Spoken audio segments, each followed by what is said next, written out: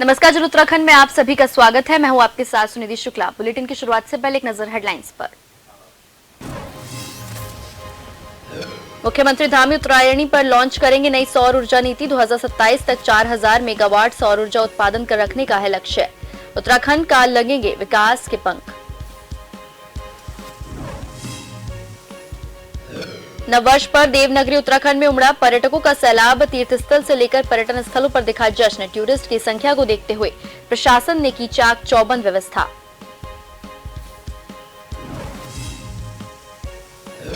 उत्तराखंड के स्वास्थ्य मंत्री डॉक्टर रावत का बयान। डॉक्टर्स के लिए अब आसान नहीं होगा राज्य में निर्धारित अवधि तक सेवाएं देने का बॉन्ड तोड़ना। भरना होगा 2.5 करोड़ रुपए तक का हर्जाना।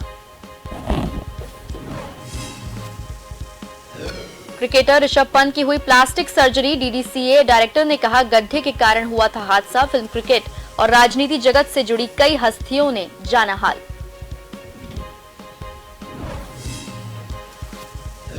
चोटियों पर बर्फबारी से निचले क्षेत्रों में कड़ाके की ठंड। तापमान में गिरावट से पहाड़ से लेकर मैदान तक ठिठुरन ने किया बेहाल। आगामी 2 दिनों के लिए येलो अलर्ट।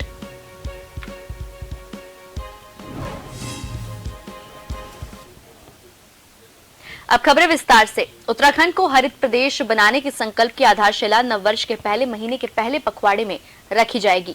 प्रदेश सरकार वर्ष 2027 तक 4000 मेगावाट सौर ऊर्जा उत्पादित करने के लक्ष्य को लेकर आगे बढ़ेगी। मुख्यमंत्री पुष्कर सिंह धामी 14 जनवरी को सूर्योपासना के पर्व उत्तरायणी पर नई सौर ऊर्जा नीति लॉन्च करेंगे। सौर ऊर्जा उत्पादकों के लिए राहत की बात यह है कि इसकी खरीद अनिवार्य रूप से ऊर्जा निगम करेगा। इस संशोधित नीति को आगामी कैबिनेट में रखा जाएगा। जल विद्युत परियोजनाओं के बूते ऊर्जा प्रदेश बनने की उम्मीदों को पर्यावरणीय बंदिशों के कारण झटका लगने के बाद सरकार सौर ऊर्जा के व्यापक विस्तार का साहसिक निर्णय लेने जा रही है। पर्यावरण के पूरी तरह अनुकूल सौर ऊर्जा के माध्यम से हरित ऊर्जा प्रदेश बनने की राह पर उत्तराखंड तेजी से आगे बढ़ेगा। मुख्यमंत्री पुष्कर सिंह धामी के निर्देश पर विशेष तैयारी के साथ नई ऊर्जा नीति को अंतिम रूप दिया जा रहा है। उत्तरायणी पर्व के अवसर पर इस नीति को क्रियान्वित किया जाएगा।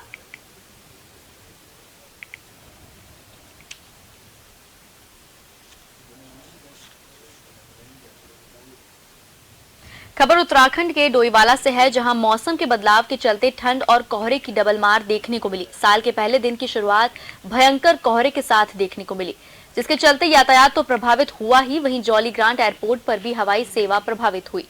बारिश न होने से ठंड का प्रकोप बढ़ गया। सूखी ठंड के कारण बीमारियां भी बढ़ने लगी हैं।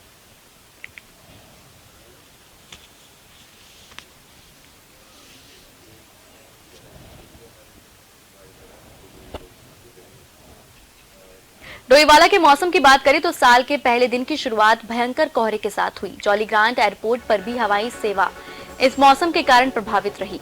बारिश न होने से ठंड का प्रकोप बढ़ गया, वहीं सूखी ठंड के कारण बीमारियां बढ़ने लगी हैं।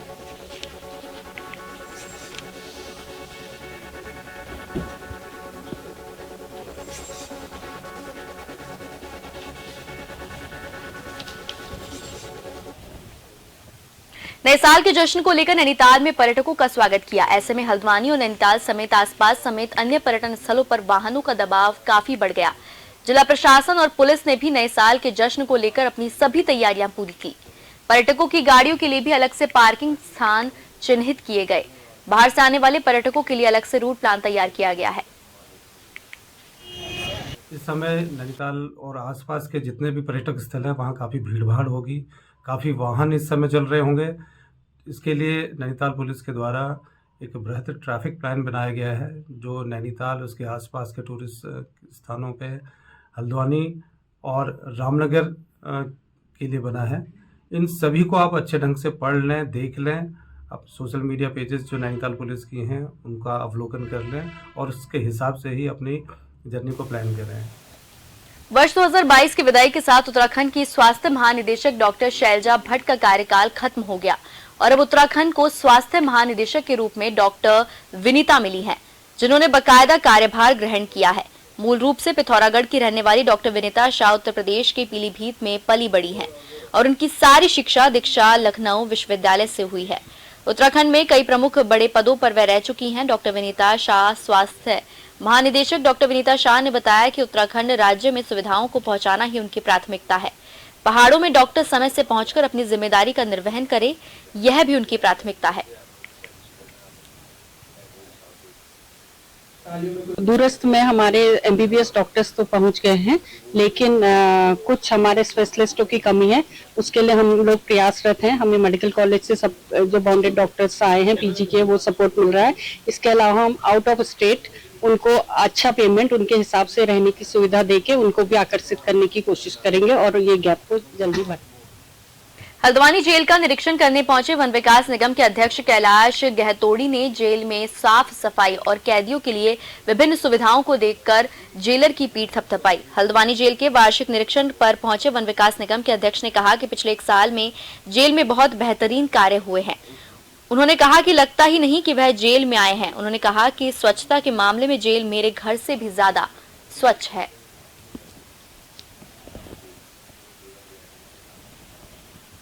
मेरे को लगता नहीं कि मैं जेल का निरीक्षण करने आया हूँ। मुझे ऐसा लग रहा है कहीं ऐसी जगह आया हूँ, कहीं मेला लगा है और बहुत शानदार सब लोग खुशी मना रहे हैं। और मेरे ख्याल से तभी संभव हुआ जब किसी भी डिपार्टमेंट का हेड अगर उसका माइंडसेट इस किस्म का होता है, अंदर आकर के कितना सुंदर वातावरण और ये भवन, चित्रकारिता और सफाई, क्या क्या सुविधाएं यहाँ दिख रही हैं। मुझे नहीं लगता मैं जेल में आया हूँ। मुझे अच्छा लगा और मैं जेलर साहब को साधुवाद देता हूँ जिस तरीके से हर कैदी आपको अपना गार्जियन समझ रहा है, अपना पिता समझ रहा है। जेल में जगह तो बढ़ाई नहीं जा सकती, बंदियों को कम किया जा सकता है। उसके लिए उधम सिंह नगर जिले की जेल का निर्माण चल रहा है। जैसे ही वो जेल बन जाएगी तो यहाँ कैदियों की संख्या कम हो जाएगी। 535 की इस जेल की क्षमता और लगभग 1800 बंदी यहाँ निरुद्ध हैं। तो और क्या कमियां हैं जो बेहतर यहाँ मेडिकल की दिक्कत रहती है, उसके लिए एम्बुलेंस की हमने डिमांड कर रखी है माननीय राज्य मंत्री जी से, अजय भट्ट जी से। जैसे ही वो मिलेगी तो हमें बंदियों को शिफ्ट करने में आसानी होगी। रुड़की के भगवानपुर थाना पुलिस को बड़ी सफलता हाथ लगी है, जिसमें कृत चोरी की घटना को एसपी देहात स्वप्न किशोर सिंह ने खुलासा किया है। आपको बता दें कि 27 दिसंबर को भगवानपुर हाईवे से ट्रक चोरी हो गया था, जिसके बाद ट्रक स्वामी ने भगवानपुर थाना पुलिस को तहरीर देकर ट्रक बरामद करने की मांग की थी। जिसके बाद एसपी देहात स्वप्न किशोर सिंह ने टीम गठित कर ट्रक चोरी करने वाले चोरों की तलाश शुरू कर दी। वहीं सीसीटीवी फुटेज के आधार पर पुलिस ने भगवानपुर के खानपुर गांव से चोरों को गिरफ्तार किया है।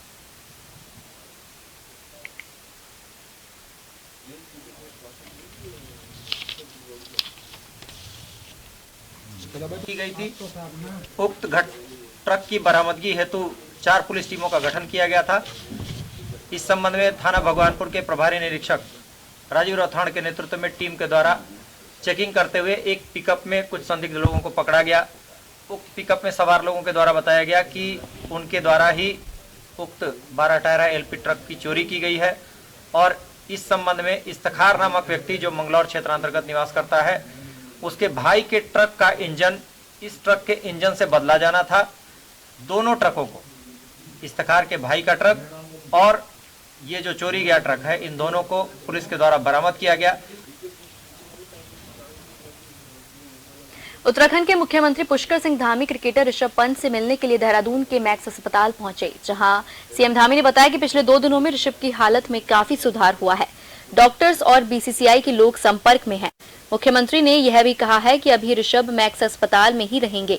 बाहरी चोटों का दर्द जब कम हो जाएगा, उसके बाद उन्हें लिगामेंट के ट्रीटमेंट के बारे में आगे का निर्णय लिया जाना है। सीएम धामी ने कहा कि पिछले 2 दिनों में काफी सुधार हुआ है। हम प्रार्थना करते हैं कि वे जल्द स्वस्थ हों। मुख्यमंत्री पुष्कर सिंह धामी ने ऐलान किया है कि उनकी सरकार गणतंत्र दिवस पर दोनों को सम्मानित करेगी। धामी ने कहा कि ड्राइवर और कंडक्टर ने ऋषभ पंत की जान बचाने के लिए अपनी जान जोखिम में डाली थी, इसलिए उन्हें सम्मानित किया जाएगा।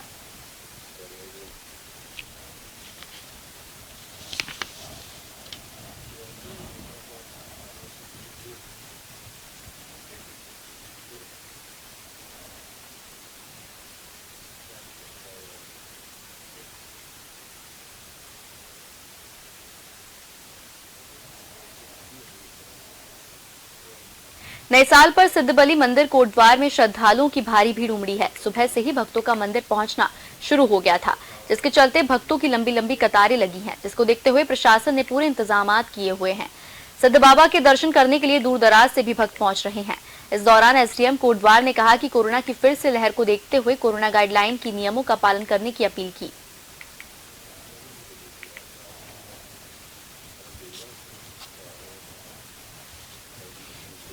यहाँ जो हम आए हैं ये श्रद्धा लेके आए हैं। मैं अपनी जॉब के लिए यहाँ बोला था, यहाँ काफी सत है, जिसको देख के मैं उसको, मेरी नौकरी लग गई है, उसको दोबारा से मैं यहाँ प्रसाद चढ़ाने के लिए आई हूँ। सभी अपनी फैमिली को लेके आई हूँ। नववर्ष के अवसर पर मैं सबसे यही कहना चाहूँगा कि अभी कोरोना की एक लहर छोटी सी आने की संभावना लग रही है। अभी से सभी लोग सतर्क रहेंगे और सुरक्षित रहेंगे तो सभी के लिए अच्छा रहेगा। और सभी को मैं पुनः नववर्ष की हार्दिक बधाई शुभकामनाएं देता हूँ। समूचा उत्तराखंड कड़ाके की ठंड और शीतलहर की चपेट में है। पहाड़ से लेकर मैदान तक ठिठुरन ने बेहाल किया हुआ है। प्रदेश के किसी भी शहर का न्यूनतम तापमान 8 डिग्री सेल्सियस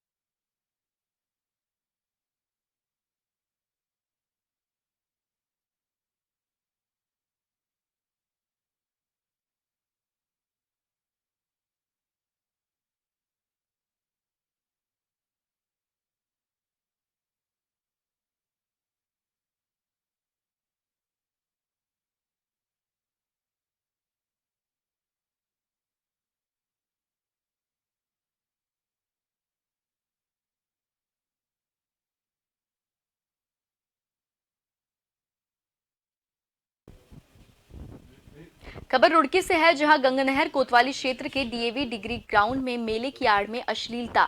शिक्षा नगरी में शिक्षा मंदिर के ग्राउंड में प्रदर्शनी मेला लग रहा है। लोगों की भीड़ जमा करने के लिए बार बालाओं का डांस कराया जा रहा है। वहीं मेला कराने वाले स्वामी नहीं बता रहे कि उनके पास प्रशासन से परमिशन है भी या नहीं। इसके साथ ही अब बार बालाओं का डांस शिक्षा के मंदिर डीएवी डिग्री कॉलेज पर सवाल खड़े कर रहा है।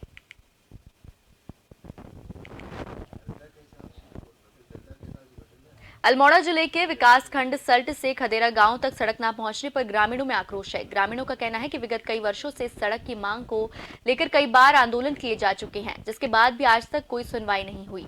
सड़क के लिए क्षेत्रीय महिलाओं ने चक्का जाम तक किया। इसके अलावा 53 दिन धरना प्रदर्शन तक किया गया। उसके बाद मुख्यमंत्री के पीआरओ द्वारा आश्वासन देने पर धरने को खत्म किया गया था। ग्रामीणों का आरोप है कि शासन ने 1 किलोमीटर की रोड कटवाकर अपने वचन की इतिश्री कर दी। सड़क न होने की वजह से ग्रामीणों को काफी परेशानियों का सामना करना पड़ता है।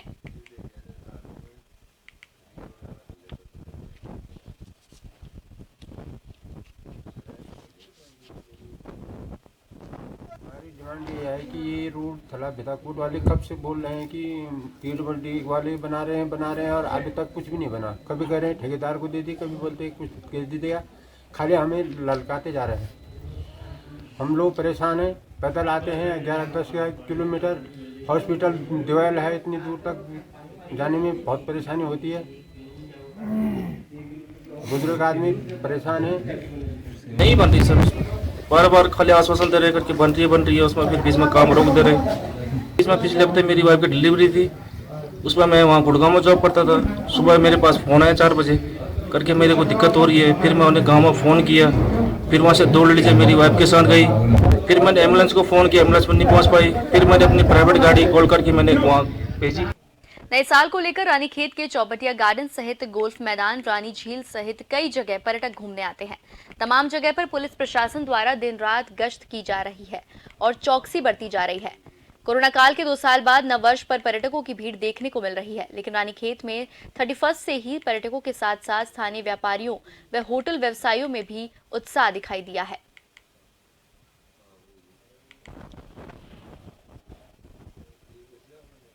हल्द्वानी के गोलापार स्थित सुल्तान नगरी छकाता रेंज के अंतर्गत आने वाले वन विभाग का दुर्लभ वृक्ष प्रजाति संरक्षण केंद्र और फैक्ट्री कंजर्वेशन सेंटर का कोई सुध लेने वाला नहीं है। मानो एक माली अकेले ही सीमित संसाधनों से काम चला रहा है, जबकि इसे 2015 से जिस उद्देश्य से स्थापित किया गया था वह उद्देश्य तत्कालीन डीएफओ डॉक्टर चंद्रशेखर सनवाल के जाने के बाद सही से विभाग नहीं निभाया जा रहा है। यहाँ कार्यरत इकलौते माली का कहना है कि कभी कभार अधिकारी आकर हाल जान लेते हैं, मगर इसको संवारने के लिए किसी ने भी कोई प्रयास नहीं किए। उधर इस मामले में डीएफओ बाबूलाल का कहना है कि इन दोनों ही केंद्रों को संवारने के लिए संबंधित अधिकारियों को आदेश दिए जा चुके हैं। जल्द इसका जीर्णोद्धार का कार्य आरंभ कर दिया जाएगा और इसे आम जनता के लिए भी खोला जाएगा ताकि वह भी पौधों की प्रजातियों को समझ सके और संरक्षण में योगदान दे सके। अधिकारियों को निर्देश दिए गए थे कि उसे जो चारों तरफ से प्रोटेक्ट किया गया है, कहीं कहीं पर तार टूटा हुआ था, उसको ठीक कर दिया जाए। उसके हर स्पीसीज के बोर्ड्स लगे हुए हैं, तो वो काफ़ी पुराने हो गए हैं, तो उनका जो मिट गया है नाम, प्रजाति नेम, उसको पुनः दर्शाने के लिए निर्देश दिए गए थे। और जो कैक्टस गार्डन है उसका रखरखाव के निर्देश दिए गए हैं और वो 1 हफ्ते के अंदर पूरा सुचारू। खबर रुड़की से है, जहां ऋषभ पंत के एक्सीडेंट वाली जगह पर अपनी खामियों को छिपाने के लिए एनएचएआई द्वारा रात को आनन फानन में गड्ढे भरने का काम किया जा रहा है। आज सुबह मौके पर पहुंची फॉरेंसिक टीम ने गड्ढों को लेकर भी घटना की आशंका जताई थी।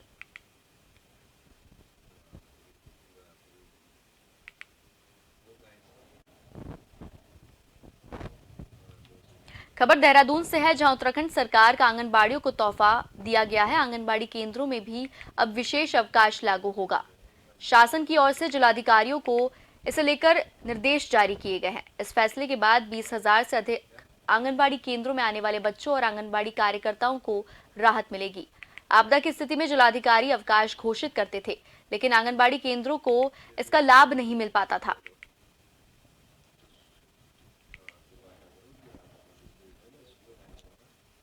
उत्तराखंड के चिकित्सा शिक्षा एवं स्वास्थ्य मंत्री डॉक्टर धन सिंह रावत ने कहा कि सरकार के पैसे से एमबीबीएस, एमडी और एमएस करने वाले डॉक्टर्स के लिए बॉन्ड तोड़ना अब आसान नहीं होगा। अब एमबीबीएस के बाद 5 साल तक दूरस्थ क्षेत्रों में नौकरी नहीं की तो 1 करोड़ रुपए और एमडी, एमएस करने के बाद 2 साल नौकरी नहीं करने पर 2.5 करोड़ रुपए का बकाया जमा कराना होगा। उत्तराखंड के सरकारी मेडिकल कॉलेज में कम शुल्क पर ऐसे मेडिकल छात्रों को प्रवेश दिया जाता है जो पास आउट होने के बाद राज्य से निर्धारित अवधि तक सेवाएं देने का बॉन्ड भरते हैं।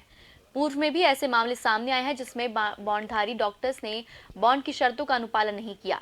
इससे राज्य में डॉक्टर्स की कमी को पूरा करने में सरकार को मुश्किलें पेश आ रही हैं। स्वास्थ्य मंत्री धन सिंह रावत ने कहा कि राज्य में 2023 तक सर्जनों की कमी पूरी हो जाएगी।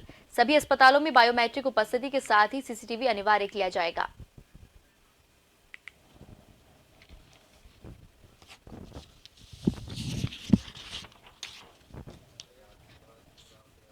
रुड़की में सड़क दुर्घटना में घायल भारतीय टीम के क्रिकेटर खिलाड़ी ऋषभ पंत की देहरादून के मैक्स अस्पताल प्रशासन के अनुसार स्पाइन और ब्रेन की एमआरआई रिपोर्ट सामान्य है। वहीं ऋषभ की प्लास्टिक सर्जरी हो गई है। इसके बाद उनसे मिलने वालों और दुआएं करने का सिलसिला भी जारी है। Delhi and district cricket association के डायरेक्टर श्याम सुंदर शर्मा ने कहा कि सड़क पर गड्ढा होने के कारण ऋषभ पंत की कार हादसे का शिकार हुई थी। उन्होंने ऋषभ पंत, उनकी मां, डॉक्टर से बात की है। उन्होंने कहा कि अभी एयरलिफ्ट करने का कोई प्लान नहीं है और ना ही कोई जरूरत है। हालांकि लिगामेंट के उपचार के लिए उन्हें बाद में शिफ्ट किया जा सकता है। वहीं क्रिकेट एसोसिएशन ऑफ उत्तराखंड के सचिव महिम वर्मा, सदस्य अमित कपूर, देहरादून जिलाधिकारी सोनिका, एसएसपी दिलीप सिंह कुंवर, खानपुर विधायक उमेश कुमार, अभिनेता अनिल कपूर, अनुपम खेर समेत कई प्रशंसक मैक्स अस्पताल पहुंच पंत का हालचाल जाना। आपको बता दें कि भारतीय क्रिकेट टीम के खिलाड़ी ऋषभ पंत की कार शुक्रवार सुबह रुड़की के नारसन सीमा पर मोहम्मदपुर झाल के समीप दुर्घटनाग्रस्त हो गई थी। कार ऋषभ पंत की चला रहे थे और ऋषभ को रुड़की के सक्षम अस्पताल में प्राथमिक उपचार के बाद देहरादून स्थित मैक्स अस्पताल में भर्ती करवाया गया था।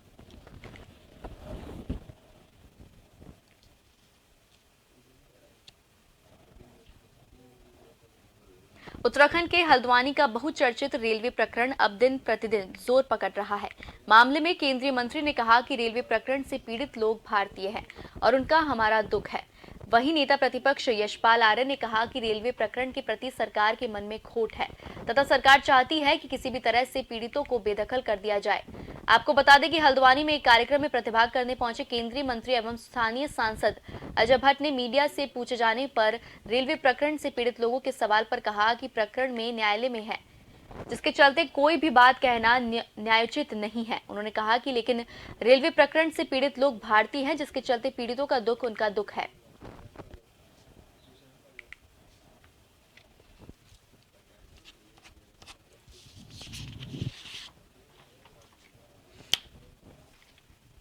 ऋषिकेश से पूर्व कांग्रेसी प्रत्याशी जयेंद्र रमीला द्वारा मंत्री के बेटे पर लगाए जीएसटी चोरी के आरोप के मामले में बोलते हुए शहरी विकास मंत्री प्रेमचंद अग्रवाल ने कहा कि ये बिल्कुल सत्य से परे है।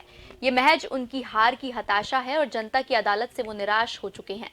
मंत्री प्रेमचंद अग्रवाल ने जयेंद्र रमूला पर निशाना साधते हुए कहा कि ऐसे लोगों की कोई पसंद नहीं करता और ऐसे लोगों के खिलाफ मैं सख्त से सख्त कार्रवाई करवाऊंगा।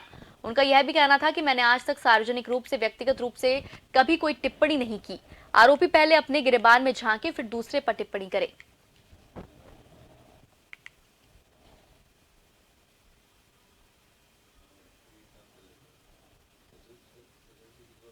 बिल्कुल सत्य से भरे है। वो मेरे को बदनाम करने का जो बार बार जिन्होंने प्रेस की है उन्होंने कुछ जब से वो हारे हैं, परेशान हैं, हताश हैं, निराश हैं, जनता की अदालत से वो बाहर हो चुके हैं, यानी 20,000 वोटों से वो हारे हैं। जब से हारे हैं तब से वो इसी प्रकार के हथकंडे अपना रहे हैं। मुझे दुख है इस बात का कि उस भाई को मैं बहुत बार सोचता रहा कि चलिए कोई बात नहीं, चलिए कोई बात नहीं, लेकिन अब हमने निर्णय लिया है कि उनके खिलाफ हम कानूनी कार्रवाई करेंगे। हरिद्वार में एसएसपी अजय सिंह ने खोए हुए मोबाइल देकर नववर्ष के दौरान कई चेहरों पर मुस्कान लौटाई है। निहारिका सेमवाल द्वारा अपनी कोर टीम के साथ मिलकर IMEI नंबरों को सर्विलांस में लगाकर लगभग 33,53,000 की कीमत के कुल 201 मोबाइल बरामद किए। हरिद्वार पुलिस ने लगभग 63,54,000 से अधिक कीमत के मोबाइल बरामद किए हैं। वहीं मोबाइल पाकर सभी मोबाइल प्राप्तकर्ताओं के मायूस चेहरों पर मुस्कान लौटाई और मोबाइल पाकर सभी ने हरिद्वार पुलिस का धन्यवाद किया।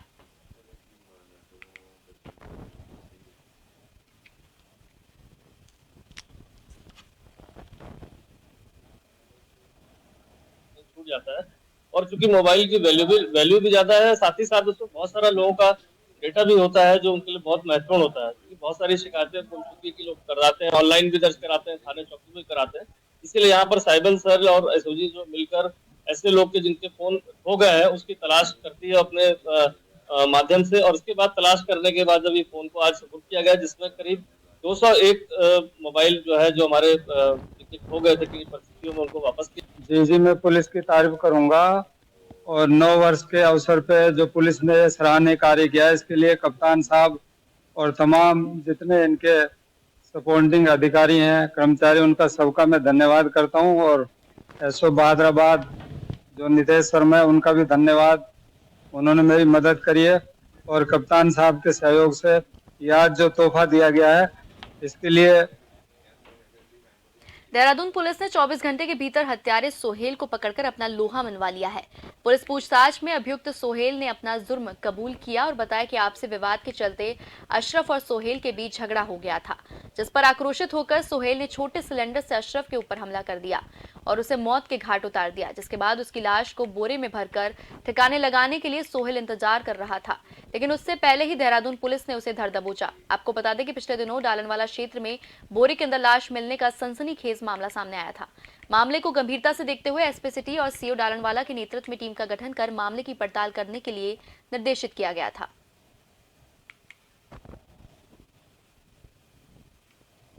सन ऑफ नौशाद, इसने अपनी जो मित्र है अशरफ, उसका जो एबी नजीबाबाद का रहने वाला, उसका मर्डर किया था। मर्डर का मुख्य कारण ये था कि गुलिस्तान म्यूचुअल फंड लिमिटेड करके अशरफ ने खोली थी और उसको लेकर के दोनों में लेन देन को लेकर के विवाद था। 21 तारीख के रात को 11:30 के लगभग इसने उसके सर पर जो है छोटा वाला जो सिलेंडर होता है उससे वार किया। गुत्थम गुत्था दोनों में हुई और उसको वार करने के बाद वो बेहोश हो गया। उसकी डेड बॉडी को एक प्लास्टिक के बोरे में डाल करके उसको ठिकाने का प्रयास कर रहा था। वो हिंदुस्तान की अंतिम सरहद पर बसा हुआ एक ऐसा गांव जिसका नाम नीति घाटी है। इसी नीति घाटी में बाबा टिम्बर सेन महादेव की प्राचीन गुफा विद्यमान है, जिस गुफा के भीतर साक्षात अमरनाथ की तरह भगवान महादेव के शिवलिंग के दर्शन होते हैं। आपको बता दें कि इस गुफा तक जाने के लिए करीबन 1.5 किलोमीटर खड़ी चढ़ाई पार करनी होती है। तस्वीरों में आप साफ देख सकते हैं कि इस गुफा को तीर्थयात्री छोटा अमरनाथ के नाम से भी पुकारते हैं।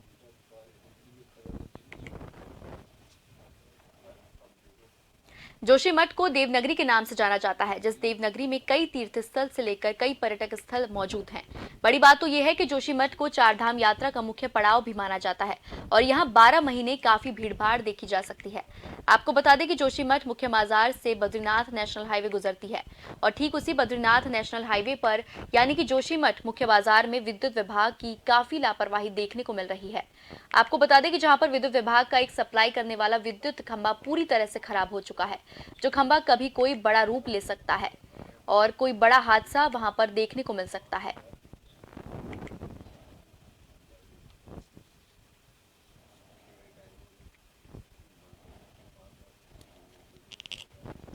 यहाँ पर एक मुख्य बाजार में एक बिजली का पोल है हाई टेंशन का, तो वो वहाँ पर से एक गली है, वहाँ जाने का रास्ता लोग आते जाते रहते हैं और मुख्य बाजार है, रोड है। आजकल पर्यटकों का 31 की वजह से साल का अंतिम दिवस है, तो काफ़ी मात्रा में यहाँ पर बाहर से सैलानी आ रखे हैं और सैलानी आज लगता है कि आज रात और कल 2-3 दिन तक यहाँ पर काफ़ी भीड़ और रश रहेगा, लिहाजा कि ये पुल खतरा बना हुआ है और हमारे विभाग से ये कहना है कि इस पुल नए साल के स्वागत को लेकर हल्द्वानी से नैनीताल तक सब कुछ पूरी तरह से तैयार है। नैनीताल के करीब 90% होटल बुक हैं।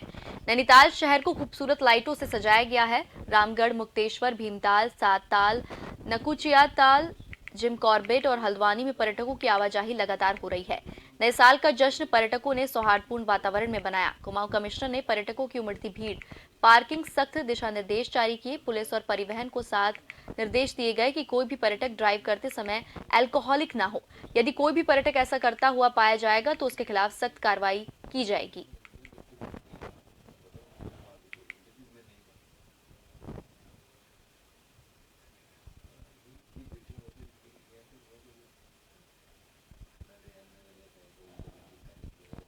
पहला निर्देश तो ये कि सेफ्टी रहे, कोई भी ऐसा ना हो जो कि किसी तरीके से अल्कोहल के इन्फ्लुएंस में गाड़ी चलाए।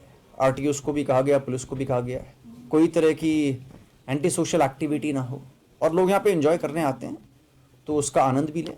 पार्किंग का थोड़ा सा क्राइसिस नैनीताल में होता है, उसको देख लिया जाए। कुल मिला के लोग यहाँ से अच्छी मेमोरीज लेके जाएं।